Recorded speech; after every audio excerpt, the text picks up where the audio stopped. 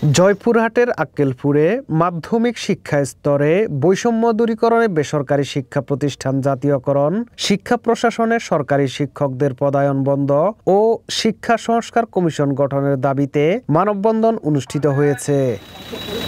৯৫% শিক্ষা বেসরকারি, মাত্র ৩% শিক্ষা প্রদান করে সরকার সরকারিভাবে। শিক্ষা উপদেষ্টা বরাবর স্মারকলিপি দিয়েছেন উপজেলার মাধ্যমিক পর্যায়ের বেসরকারি স্কুল ও মাদ্রাসার শিক্ষকরা।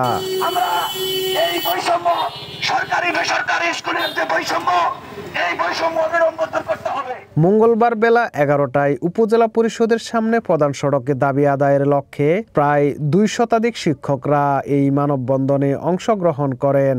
মানববন্ধন চলাকালীন সীমিত পরিসরে ক্লাস কার্যক্রম চালু রেখেছেন বলে জানিয়েছেন শিক্ষকরা। এ সময় বক্তব্য রাখেন উপজেলা শিক্ষক সমিতির সভাপতি সিদ্দিকুর রহমান তালুকদার, গোপীনাথপুর বালিকা উচ্চ বিদ্যালয়ের শিক্ষক রফিকুল ইসলাম অপু সহ বিভিন্ন শিক্ষা প্রতিষ্ঠানের অন্যান্য শিক্ষকবৃন্দ। আমরা পর্যালোচনা করে দেখেছি, সাংবাদিক ভাইয়েরা আপনারা পর্যালোচনা করে দেখেছেন, সরকারি বেসরকারি স্কুলের যে ফলাফল, যে শিক্ষার মান, বড় অংশেই সরকারি বেসরকারি স্কুলের ফলাফল এবং শিক্ষকের মান।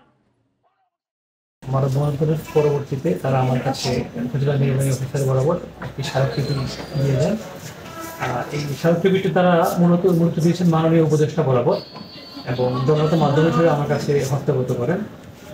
তাদের যে চাওয়াটা হচ্ছে যে তারা চাচ্ছেন যে তাদের শিক্ষকদের যে বৈষম্য সেটা দূরীকরণের জন্য এবং পাশাপাশি তারা তাদের নিজেদের জাতীয়করণের জন্য তারা মূলত আজকের এই মানববন্ধন।